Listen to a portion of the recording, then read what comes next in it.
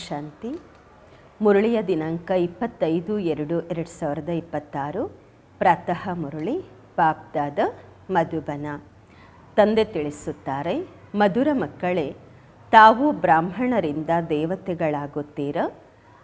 ತಾವು ಭಾರತವನ್ನು ಸ್ವರ್ಗವನ್ನಾಗಿ ಮಾಡುತ್ತೀರ ಅಂದಾಗ ತಮಗೆ ತಮ್ಮ ಬ್ರಾಹ್ಮಣ ಜಾತಿಯ ನಶೆ ಇರಬೇಕು.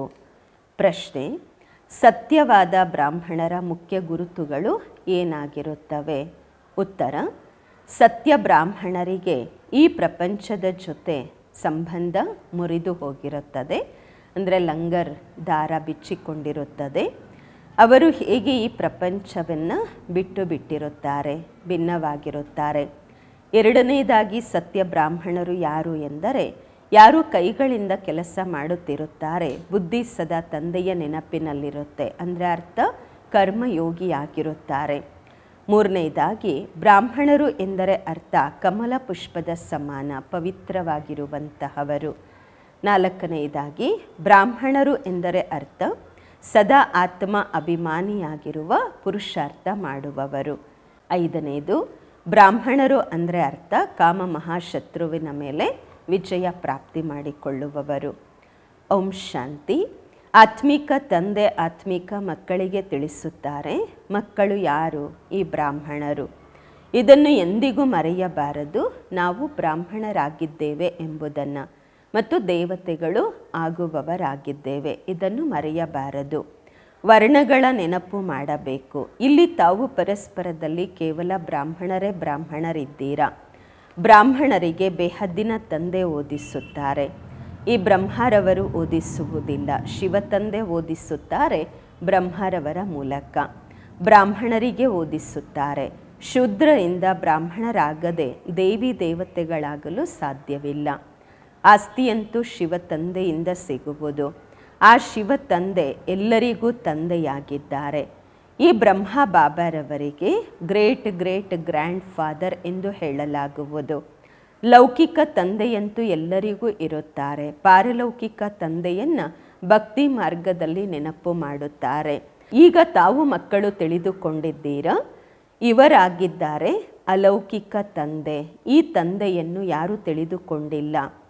ಬಲೆ ಬ್ರಹ್ಮರವರ ಮಂದಿರವಿದೆ, ಇಲ್ಲಿಯೂ ಸಹ ಪ್ರಜಾಪಿತ ಆದಿದೇವನ ಮಂದಿರವಿದೆ.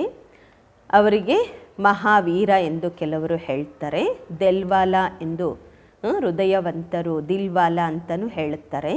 ಆದರೆ ವಾಸ್ತವದಲ್ಲಿ ಹೃದಯವನ್ನು ತೆಗೆದುಕೊಳ್ಳುವವರು ಒಬ್ಬ ಶಿವ ತಂದೆಯಾಗಿದ್ದಾರೆ. ಪ್ರಜಾಪಿತ ಅಲ್ಲ, ಆದಿದೇವ ಬ್ರಹ್ಮ ಅಲ್ಲ. ಎಲ್ಲ ಆತ್ಮರನ್ನು ಸದಾ ಸುಖಿಗಳನ್ನಾಗಿ ಮಾಡುವವರು, ಖುಷಿಯನ್ನು ಕೊಡುವವರು ಒಬ್ಬ ಶಿವ ತಂದೆಯಾಗಿದ್ದಾರೆ. ಇದನ್ನು ಸಹ ಕೇವಲ ತಾವು ಮಕ್ಕಳಷ್ಟೇ ತಿಳಿದುಕೊಂಡಿದ್ದೀರಾ. ಪ್ರಪಂಚದಲ್ಲಿ ಮನುಷ್ಯರೇನನ್ನೂ ತಿಳಿದುಕೊಂಡಿಲ್ಲ, ತುಚ್ಛ ಬುದ್ಧಿ ಉಳ್ಳವರಾಗಿದ್ದಾರೆ.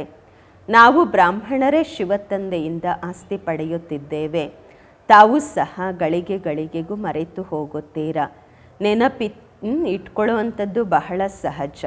ಯೋಗ ಎಂಬ ಅಕ್ಷರವನ್ನು ಸನ್ಯಾಸಿಗಳು ಇಟ್ಟಿದ್ದಾರೆ. ತಾವಂತೂ ತಂದೆಯನ್ನು ನೆನಪು ಮಾಡುತ್ತೀರಾ. ಯೋಗ ಕಾಮನ್ ಅಕ್ಷರವಾಗಿದೆ. ಇದಕ್ಕೆ ಯೋಗ ಆಶ್ರಮ ಎಂದು ಹೇಳುವುದಿಲ್ಲ. ಮಕ್ಕಳು ಮತ್ತು ತಂದೆ ಕೊಡುತ್ತಿದ್ದೀರಾ. ಮಕ್ಕಳ ಕರ್ತವ್ಯವಾಗಿದೆ ಬೇಹದ್ದಿನ ತಂದೆಯನ್ನು ನೆನಪು ಮಾಡುವುದು.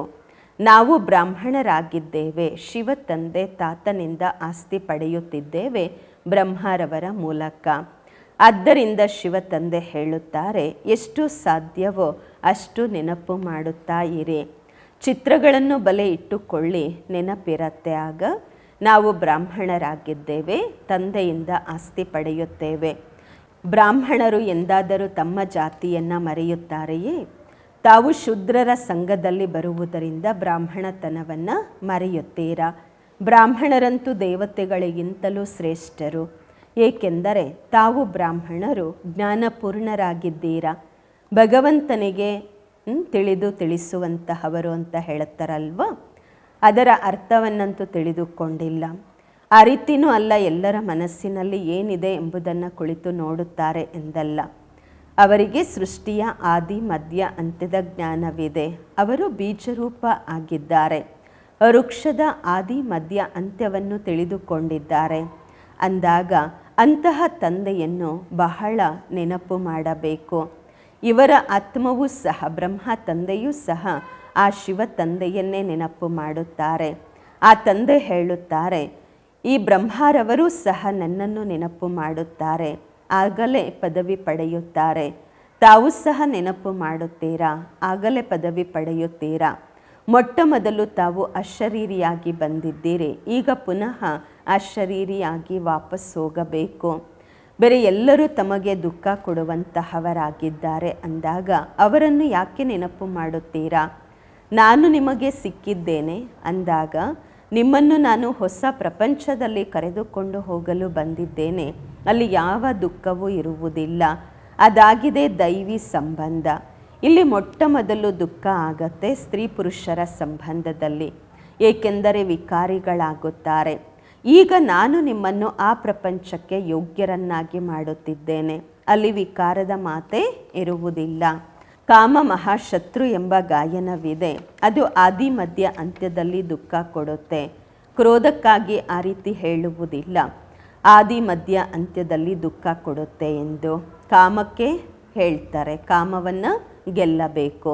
ಅದೇ ಆದಿ ಮಧ್ಯ ಅಂತ್ಯದಲ್ಲಿ ದುಃಖ ಕೊಡುತ್ತದೆ, ಪತಿತರನ್ನಾಗಿ ಮಾಡುತ್ತದೆ.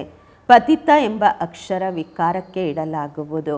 ಈ ವಿಕಾರವೆಂಬ ಶತ್ರುವಿನ ಮೇಲೆ ವಿಜಯ ಪಡೆಯಬೇಕು. ತಾವು ತಿಳಿದುಕೊಂಡಿದ್ದೀರಾ, ನಾವು ಸ್ವರ್ಗದ ದೇವಿ ದೇವತೆಗಳಾಗುತ್ತಿದ್ದೇವೆ.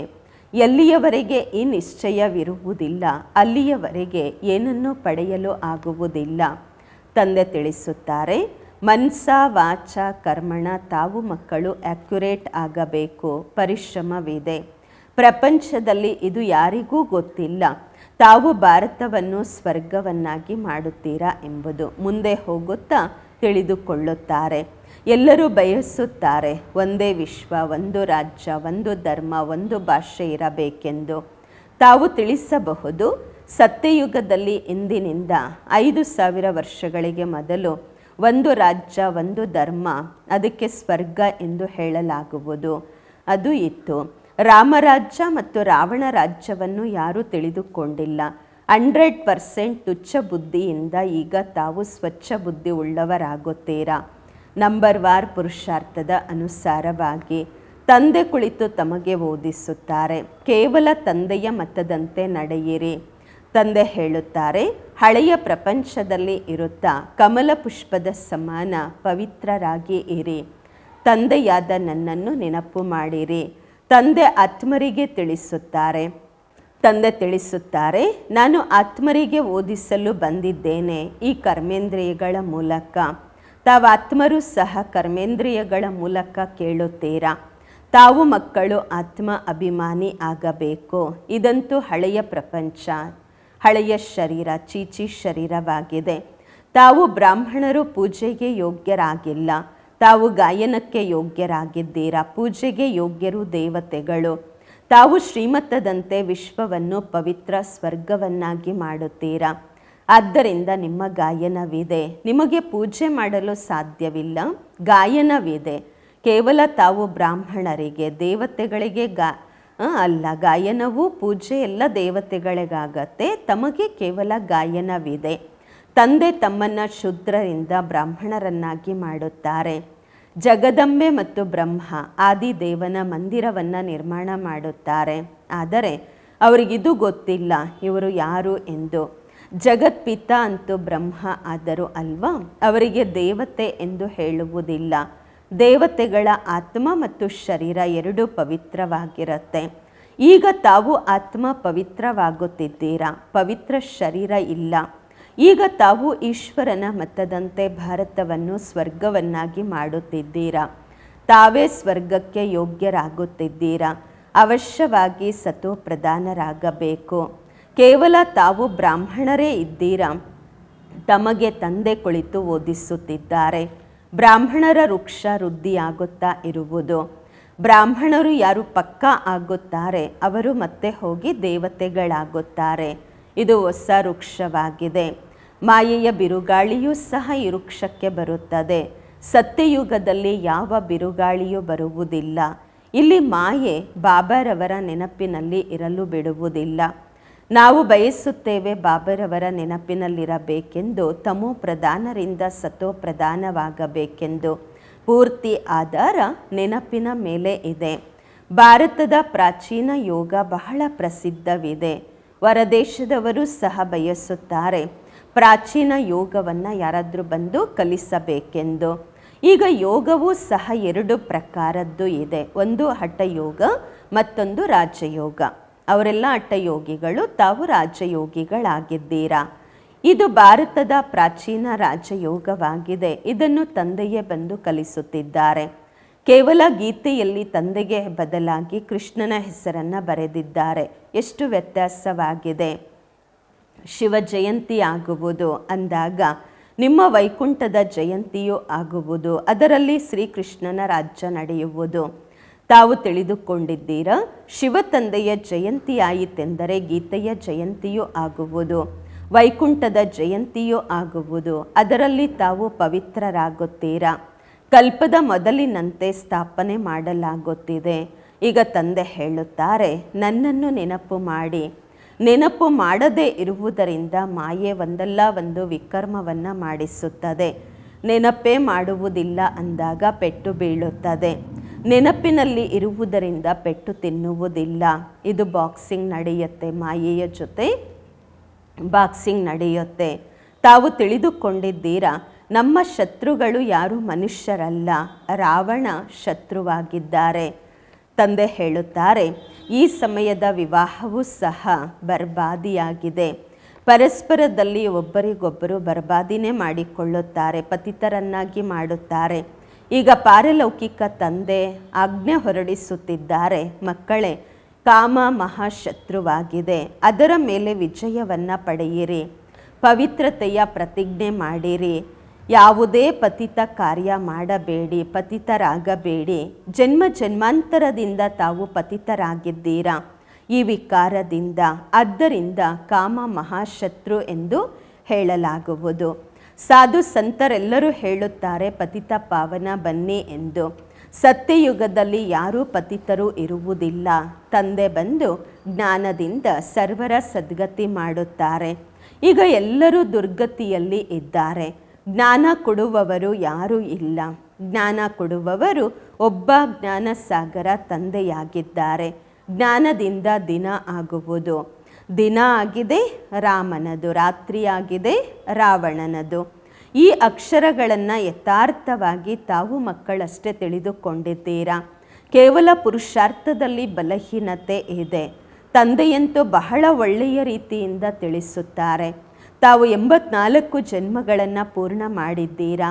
ಈಗ ಪವಿತ್ರರಾಗಿ ವಾಪಸ್ ಹೋಗಬೇಕು. ತಮಗೆ ಶುದ್ಧ ಅಹಂಕಾರ ಇರಬೇಕು. ನಾವು ಆತ್ಮರು ಬಾಬಾರವರ ಮತದಂತೆ ಈ ಭಾರತವನ್ನು ಸ್ವರ್ಗವನ್ನಾಗಿ ಮಾಡುತ್ತಿದ್ದೇವೆ. ಈ ಒಂದು ಸ್ವರ್ಗದಲ್ಲಿ ಮತ್ತೆ ನಾವು ರಾಜ್ಯ ಮಾಡುತ್ತೇವೆ. ಎಷ್ಟೆಷ್ಟು ಪರಿಶ್ರಮ ಪಡುತ್ತೀರಾ ಅಷ್ಟು ಪದವಿಯನ್ನು ಪಡೆದುಕೊಳ್ಳುತ್ತೀರಾ. ಭಲೆ ರಾಜ ರಾಣಿ ಆದರೂ ಆಗಿ, ಪ್ರಜೆ ಆದರೂ ಆಗಿ. ರಾಜ ರಾಣಿ ಹೇಗಾಗ್ತಾರೆ ಅದನ್ನು ಸಹ ನೋಡ್ತಾ ಇದ್ದೀರಾ. ಫಾಲೋ ಫಾದರ್ ಗಾಯನವಿದೆ ಅಲ್ವಾ, ಈಗಿನ ಮಾತಾಗಿದೆ. ಲೌಕಿಕ ಸಂಬಂಧಕ್ಕಾಗಿ ಹೇಳುವುದಿಲ್ಲ.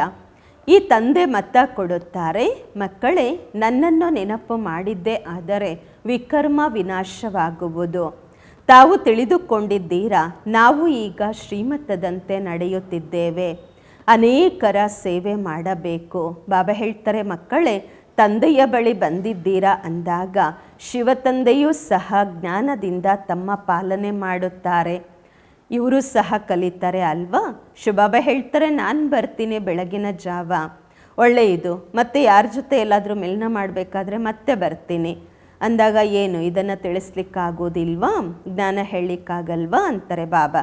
ಈ ರೀತಿ ಹೇಳ್ತಾರೆ, ಬಾಬಾ ನೀವೇ ಬಂದು ತಿಳಿಸಿ ಅಂತ ಹೇಳಿ ನಾನೇ ತಿಳಿಸ್ಲಿಕ್ಕಾಗಲ್ವಾ. ಬ್ರಹ್ಮಬಾಬನೂ ಜ್ಞಾನ ಹೇಳಬಹುದಲ್ವಾ. ಬಾಬಾ ಹೇಳ್ತಾರೆ, ನಾನೇ ಬಂದು ತಿಳಿಸ್ಬೇಕಾ. ಬ್ರಹ್ಮಬಾಬನೂ ಕೂಡ ಹೇಳ್ತಾರೆ, ಈ ರೀತಿ ಹೇಳಲಿಕ್ಕಾಗತ್ತಾ, ನೀವೇ ಬನ್ನಿ ಅಂತ ಹೇಳಿಬಿಟ್ಟು ನಾನು ಹೇಳಲಿಕ್ಕಾಗಲ್ಲ ಅಂತ ಹೇಳಲಿಕ್ಕಾಗತ್ತಾ. ಇದಂತೂ ಬಹಳ ಗುಪ್ತ ಗುಹ್ಯ ಮಾತಾಗಿದೆ. ನಾನಂತೂ ಎಲ್ಲರಿಗಿಂತ ಒಳ್ಳೆಯ ರೀತಿ ತಿಳಿಸಬಹುದು. ನೀವು ಆ ರೀತಿ ಯಾಕೆ ತಿಳ್ಕೊಳ್ತೀರಾ, ಶಿವಬಾಬ್ರವರೇ ತಿಳಿಸ್ಬೇಕು ಅಂತ. ಇವ್ರು ತಿಳಿಸ್ಲಿಕ್ಕಾಗಲ್ವಾ, ಬ್ರಹ್ಮಬಾಬಾ ಹೇಳಲಿಕ್ಕಾಗಲ್ವಾ? ಇವರು ಕೂಡ ತಿಳ್ಕೊಂಡಿದ್ದಾರೆ, ಕಲ್ಪದ ಮೊದಲು ಸಹ ಇವರು ತಿಳಿಸಿದ್ದರು, ಆದ್ದರಿಂದಲೇ ಪದವಿಯನ್ನು ಪಡೆದುಕೊಳ್ಳುತ್ತಿದ್ದಾರೆ. ಮಮ್ಮರವರು ಸಹ ಚೆನ್ನಾಗಿ ಜ್ಞಾನ ತಿಳಿಸ್ತಾರೆ ಅಲ್ವಾ, ಅವರು ಶ್ರೇಷ್ಠ ಪದವಿಯನ್ನು ಪಡೆದುಕೊಳ್ಳುತ್ತಾರೆ. ಮಮ್ಮ ಬಾಬಾರವರನ್ನು ಸೂಕ್ಷ್ಮವತನದಲ್ಲಿ ನೋಡಿದಾಗ ತಾವು ಮಕ್ಕಳು ಸಹ ಫಾಲೋ ಫಾದರ್ ಮಾಡಬೇಕು, ಮಮ್ಮ ಬಾಬರವರನ್ನು ಅನುಸರಿಸಬೇಕು. ಸರೆಂಡರ್ ಆಗೋದೇ ಬಡ ಮಕ್ಕಳು, ಶ್ರೀಮಂತರಾಗುವುದಿಲ್ಲ. ಬಡವರೇ ಹೇಳುತ್ತಾರೆ, ಬಾಬಾ ಇದೆಲ್ಲವೂ ನಿಮ್ಮದೆಂದು. ಶಿವತಂದೆಯಂತೂ ದಾತ ಆಗಿದ್ದಾರೆ, ಅವರು ಎಂದಿಗೂ ಯಾರಿಂದಲೂ ಏನೂ ತೆಗೆದುಕೊಳ್ಳುವುದಿಲ್ಲ. ಮಕ್ಕಳಿಗೆ ಹೇಳುತ್ತಾರೆ, ಇದೆಲ್ಲವೂ ನಿಮ್ಮದೇ. ನಾನು ನನಗಾಗಿ ಮಹಲನ್ನು ನಿರ್ಮಾಣ ಮಾಡುವುದಿಲ್ಲ, ಇಲ್ಲಿಯೂ ನಾನು ಮಾಡಿಕೊಳ್ಳುವುದಿಲ್ಲ, ಅಲ್ಲಿಯೂ ಮಾಡಿಕೊಳ್ಳುವುದಿಲ್ಲ. ನೀವು ಮಾಡುವಂತಹ ಸೇವೆಯಿಂದ ನಿಮಗೆ ಮಹಲ್ಲುಗಳನ್ನು ನಿರ್ಮಾಣ ಮಾಡಿಸಲಾಗುವುದು. ಸ್ವರ್ಗಕ್ಕೆ ಮಾಲೀಕರನ್ನಾಗಿ ಮಾಡುತ್ತೇನೆ. ಈಗ ಈ ಜ್ಞಾನ ರತ್ನಗಳಿಂದ ಜೋಳಿಗೆಯನ್ನು ತುಂಬಿಕೊಳ್ಳಬೇಕು. ಮಂದಿರದಲ್ಲಿ ಹೋಗಿ ಹೇಳ್ತಾರಲ್ವ ಭಕ್ತರು, ನನ್ನ ಜೋಳಿಗೆಯನ್ನು ತುಂಬಿಸಿ ಭಗವಂತ ಎಂದು. ಆದರೆ ಯಾವ ಪ್ರಕಾರದಿಂದ, ಯಾವ ವಸ್ತುಗಳಿಂದ ಜೋಳಿಗೆ ತುಂಬಬೇಕು? ಜೋಳಿಗೆ ತುಂಬುವಂತಹವರಂತೂ ಲಕ್ಷ್ಮಿ ಆಗಿದ್ದಾರೆ, ಅವ್ರು ಹಣ ಕೊಡ್ತಾರೆ. ಶಿವನ ಬಳಿ ಹೋಗೋದಿಲ್ಲ ಅಲ್ವ, ಲಕ್ಷ್ಮಿ ಹತ್ರ ಹೋಗ್ತಾರಲ್ವ, ದುಡ್ಡು ಕೊಡಿ ಅಂತ ಹೇಳಿ. ಶಂಕರನ ಬಳಿನೂ ಹೋಗಿ ಹೇಳ್ತಾರೆ, ತಿಳಿದುಕೊಳ್ಳುತ್ತಾರೆ ಶಿವ ಮತ್ತು ಶಂಕರ ಒಬ್ಬರೇ ಎಂದು. ಆದರೆ ಆ ರೀತಿ ಏನೂ ಇಲ್ಲ. ತಂದೆ ಬಂದು ಸತ್ಯ ಮಾತುಗಳನ್ನು ತಿಳಿಸುತ್ತಾರೆ. ತಂದೆ ದುಃಖಹರ್ತ ಸುಖಕರ್ತ ಆಗಿದ್ದಾರೆ. ತಾವು ಮಕ್ಕಳು ಗೃಹಸ್ಥ ವ್ಯವಹಾರದಲ್ಲಿಯೇ ಇರಬೇಕು, ಕೆಲಸ ಕಾರ್ಯಗಳನ್ನು ಮಾಡಬೇಕು. ಪ್ರತಿಯೊಬ್ಬರೂ ತಮಗಾಗಿ ಸಲಹೆ ಕೇಳುತ್ತಾರೆ, ಬಾಬಾ ನಾವು ಈ ಮಾತಿನಲ್ಲಿ ಸುಳ್ಳು ಹೇಳಬೇಕಾಗುವುದು, ಏನು ಮಾಡೋದು ಅಂತ. ಬಾಬಾ ಪ್ರತಿಯೊಬ್ಬರ ನಾಡಿಯನ್ನು ನೋಡಿ ಸಲಹೆ ಕೊಡುತ್ತಾರೆ. ಏಕೆಂದರೆ ತಂದೆ ತಿಳಿದುಕೊಂಡಿದ್ದಾರೆ, ನಾನು ಹೇಳಿ ಮಕ್ಕಳು ಮಾಡಲಿಲ್ಲ ಅಂತಂದರೆ ಮತ್ತೆ ಸಲಹೆ ಯಾಕೆ ಕೊಡಬೇಕು, ಈ ರೀತಿ ಮಾಡಿ ಅಂತ ಬಾಬಾ ಹೇಳ್ತಾರೆ. ಆದರೆ ಮಕ್ಕಳು ಮಾಡಲೇ ಇಲ್ಲ ಅಂದರೆ ಅದಕ್ಕೆ ಬಾಬಾ ಹೇಳ್ತಾರೆ, ನಾನು ಯಾಕೆ ಸಲಹೆ ಕೊಡಬೇಕು. ನಾಡಿ ನೋಡಲಾಗತ್ತೆ, ಅಂತಹವರಿಗೆ ಸಲಹೆ ಕೊಡಲಾಗತ್ತೆ. ಯಾರು ಮಾಡಲಿಕ್ಕಾಗತ್ತೆ, ಬಾಬನ ಮಾತನ್ನು ಒಪ್ಪಿ ಯಾರು ಮಾಡ್ತಾರೆ ಅವ್ರಿಗೆ ಸಲಹೆ ಕೊಡ್ತಾರೆ ಬಾಬ್ರವರು. ಬಾಬಾ ಹೇಳ್ತಾರೆ, ಯಾರು ಮಾಡಲಿಕ್ಕಾಗತ್ತೆ ಅಂತಹವರಿಗೆ ಸಲಹೆ ಕೊಡಲಾಗತ್ತೆ. ಇಲ್ಲ ಅಂತಂದರೆ ಮಾಡಲಿಕ್ಕಾಗಲ್ಲ ಅನ್ನುವಂತಹವರಿಗೆ ಯಾಕೆ ಸಲಹೆ ಕೊಡೋದು. ಬಾಬಾ ಹೇಳ್ತಾರೆ, ಹೇಳಿ ಮಾಡಲಿಲ್ಲ ಅಂತಂದರೆ ಅವಾಜ್ಞಾಕಾರಿಗಳ ಲೈನಲ್ಲಿ ಬಂದುಬಿಡ್ತಾರೆ. ಬಾಬನ ಆಜ್ಞೆಯನ್ನು ಒಪ್ಪದೇ ಇರುವಂತಹವರ ಸಾಲಲ್ಲಿ ಬರುತ್ತಾರೆ. ಪ್ರತಿಯೊಬ್ಬರದು ತಮ್ಮ ತಮ್ಮ ಲೆಕ್ಕಾಚಾರವಿದೆ. ಸರ್ಜನ್ ಅಂತೂ ಒಬ್ಬರೇ ಆಗಿದ್ದಾರೆ, ಶಿವ ತಂದೆ. ಅವರ ಬಳಿ ಬರಲೇಬೇಕು. ಅವರು ಪೂರ್ತಿ ಸಲಹೆ ಕೊಡುತ್ತಾರೆ.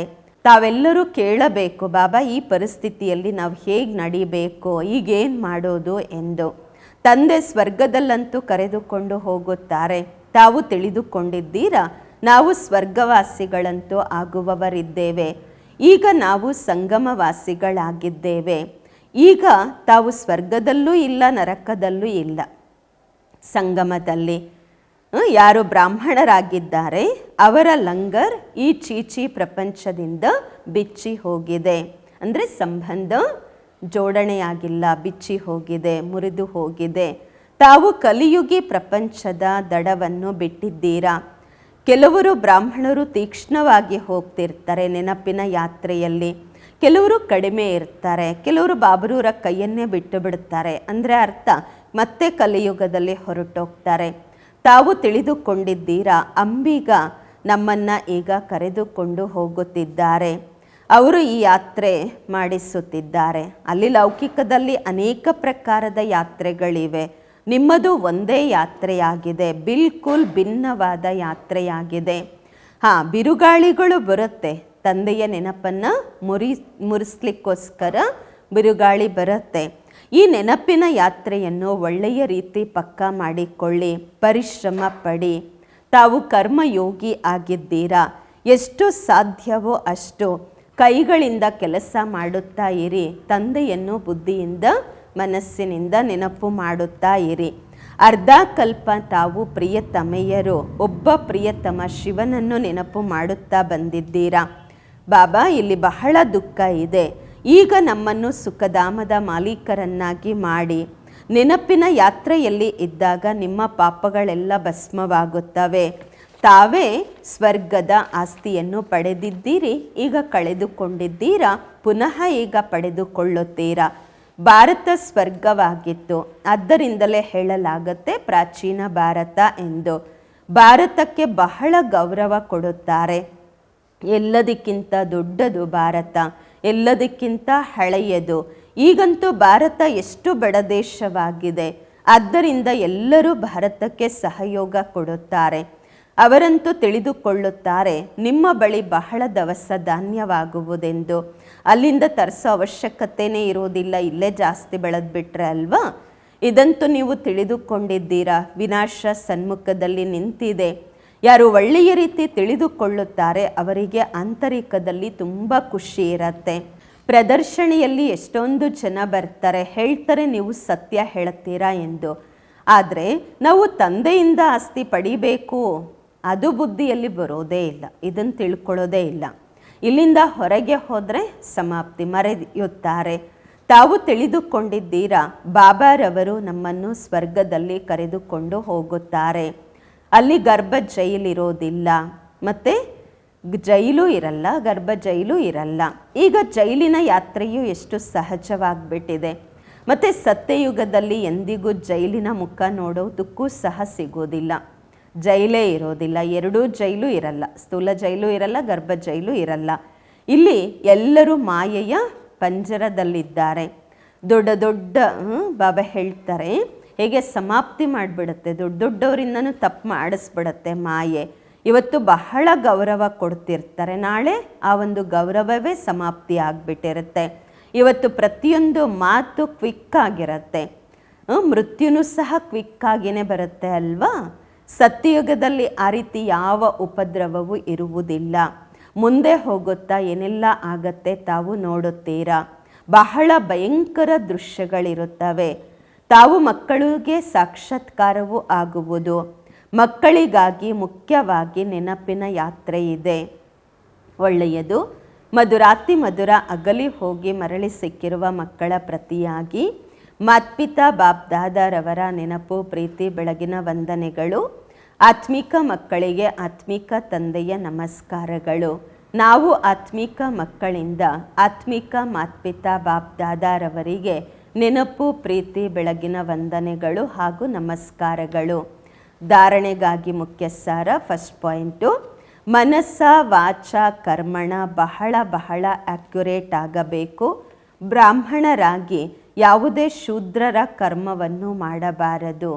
ಎರಡನೇದು, ಬಾಬಾರವರಿಂದ ಏನೆಲ್ಲ ಸಲಹೆ ಸಿಗುತ್ತದೆ ಅದರಂತೆ ಪೂರ್ಣವಾಗಿ ನಡೆದು ಆಜ್ಞಾಕಾರಿಗಳಾಗಬೇಕು. ಕರ್ಮಯೋಗಿಯಾಗಿ ಪ್ರತಿ ಕಾರ್ಯ ಮಾಡಬೇಕು. ಸರ್ವರ ಜೋಳಿಗೆಯನ್ನು ಜ್ಞಾನ ರತ್ನಗಳಿಂದ ತುಂಬಬೇಕು.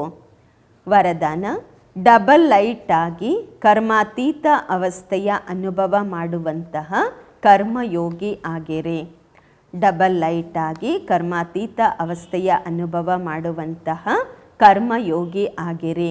ವರದಾನದ ವಿಶ್ಲೇಷಣೆ. ಹೀಗೆ ಕರ್ಮದಲ್ಲಿ ಬರುವುದು ಸ್ವಾಭಾವಿಕವಾಗುತ್ತದೆ, ಹಾಗೆ ಕರ್ಮಾತೀತರಾಗುವುದು ಸಹ ಸ್ವಾಭಾವಿಕವಾಗಬೇಕು.